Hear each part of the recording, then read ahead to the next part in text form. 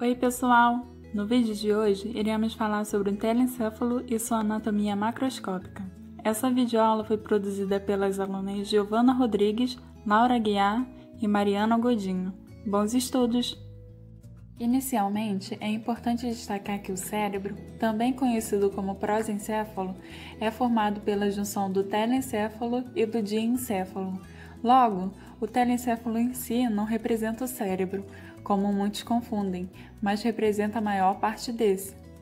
Por definição, o telencéfalo compreende os dois hemisférios cerebrais e a lâmina terminal situada na porção anterior do terceiro ventrículo.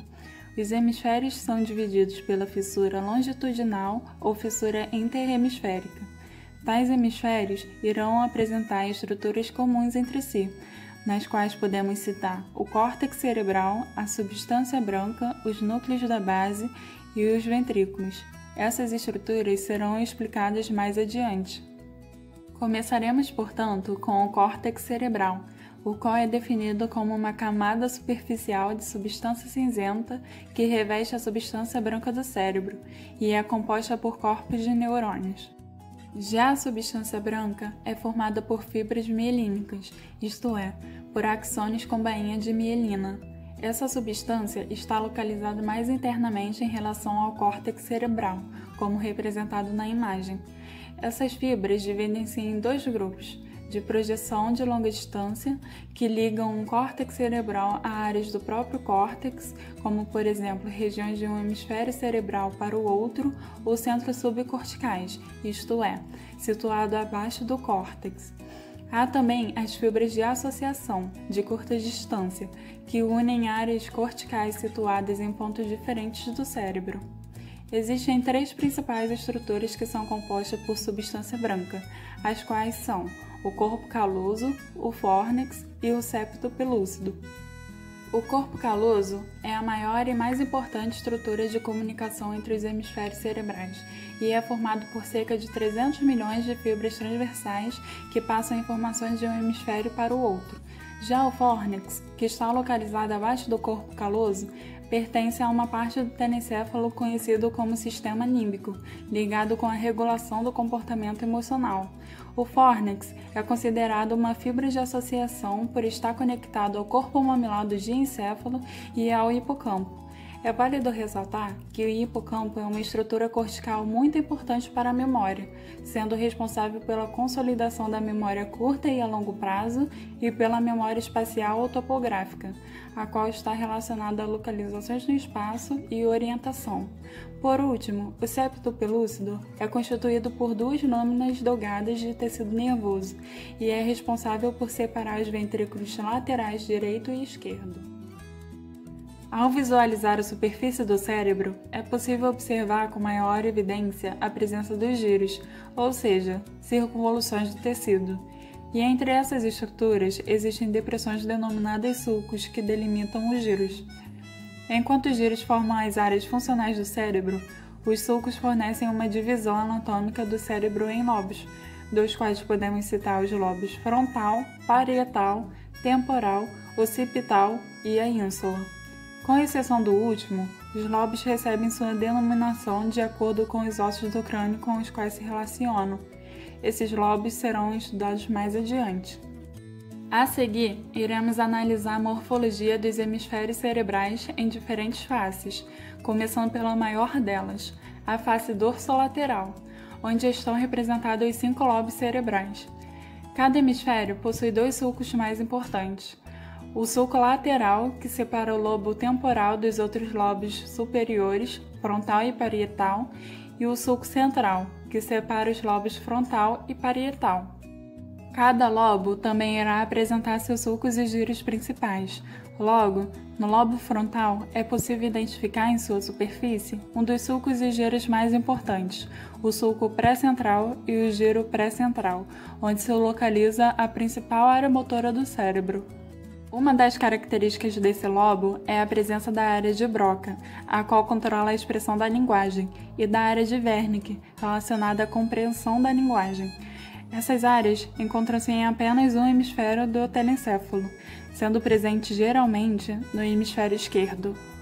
É importante salientar que é no lobo frontal que acontece o planejamento de ações e movimentos, como também aspectos da personalidade, controle e coordenação da motricidade voluntária, o pensamento abstrato, bem como o julgamento. Os lobos temporais têm a função de processar estímulos auditivos. Desse modo, encontram-se acima das orelhas. O lobo parietal apresenta dois sulcos principais, o sulco pós-central e o sulco intraparietal, que geralmente é perpendicular ao pós-central com o qual pode estar unido. Apresenta também o giro pós-central, onde se localiza uma das mais importantes áreas sensitivas do córtex, a área somistésica. Os lobos parietais são responsáveis em receber estímulos do ambiente externo. Assim, sua função é possibilitar a percepção de sensações como o tato, a dor e o calor. Já os lobos occipitais são responsáveis pela visão, processando os estímulos visuais. Suas estruturas serão analisadas posteriormente em uma vista medial. Finalmente, a ínsula está situada profundamente no sulco lateral e está envolvida no processamento de várias sensações, como o sabor. Faz parte também do sistema límbico, que está envolvido no processamento das emoções e da memória. Neste momento, iremos analisar as estruturas do telencéfalo em uma vista medial.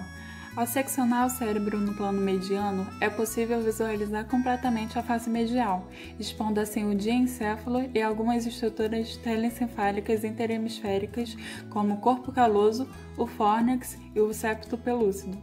Como essas estruturas já foram mencionadas anteriormente, vamos focar agora na sua estrutura. Entre as partes do corpo caloso, tem-se o esplênio do corpo caloso, tronco do corpo caloso, joelho do corpo caloso e o rostro do corpo caloso. O rostro do corpo caloso está conectado a uma lâmina de substância branca denominada lâmina terminal, e posteriormente tem-se a comissura anterior, outra comissura interhemisférica, assim como o fórnix e o corpo caloso. Fórnix, por sua vez, tem como partes a coluna do fórnix, na qual está conectado ao corpo mamilar do diencéfalo, o corpo do fórnix, onde o fórnix direito e esquerdo se unem formando a comissura do fórnix. Em seguida, tem-se a perna do fórnix, que está conectada ao hipocampo.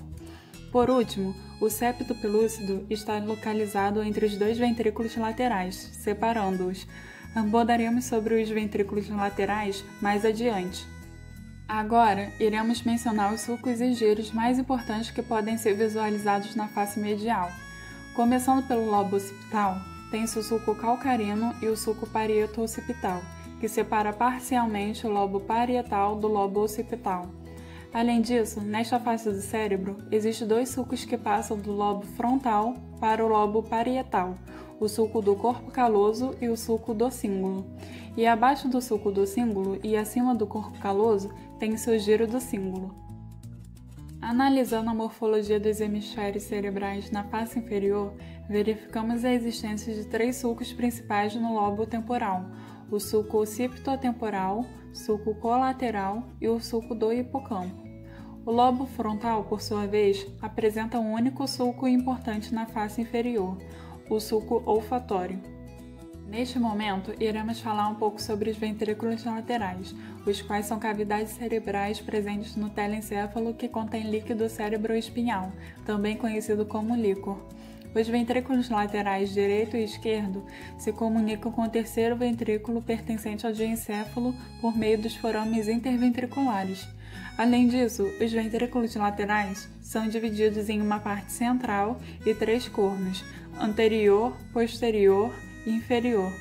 Todas as partes do ventrículo lateral possuem um teto formado pelo corpo caloso, com exceção do corno inferior. E por último, mas não menos importante, temos os núcleos da base, que é definido como uma coleção de núcleos de substância cinzenta, isto é, aglomerados de corpos de neurônios que estão localizados no interior da substância branca. As estruturas que fazem parte dos núcleos da base são o caudado, o putamen, o globo pálido, o claustrum, o corpo amidaloide e o núcleo accumbens. O putamen está localizado mais lateralmente, enquanto o globo pálido situa-se medialmente. Em conjunto, eles formam um núcleo lentiforme. Tem-se também o caudado, cuja extremidade anterior constitui a cabeça do caudado. Segue-se então o corpo do caudado e a cauda do caudado, que ao final está localizado o corpo amidaloide ou amígdala. O núcleo accumbens está situado na zona de união entre o putamen e a cabeça do núcleo caudado. Por último, o claustrum é possível ser visualizado em um corte ortogonal do cérebro e está situado entre o córtex da ínsula e o núcleo lentiforme. Os núcleos caudado e putamen, em conjunto, são chamados de estriado ou de neoestriado, pois constituem as partes evolutivamente mais recentes dos núcleos da base e possuem funções relacionadas sobretudo com motricidade. Além disso, vale salientar que o núcleo caudado é responsável pela expectativa e detecção da recompensa, e por isso é uma área do cérebro implicada nos vícios e prazeres. Por sua vez, o globo pálido é também denominado de paleoestriado, pois constitui a porção mais primitiva em termos evolutivos e tem função sobretudo motora. Juntando essas três estruturas, tem-se o corpo estriado ou estriado dorsal. Por outro lado, o corpo estriado ventral tem como principal componente o núcleo accumbens, que constitui também uma importante área de prazer no cérebro. Já a amígdala tem importante função na regulação das emoções, estando envolvidas com reações de medo e fuga.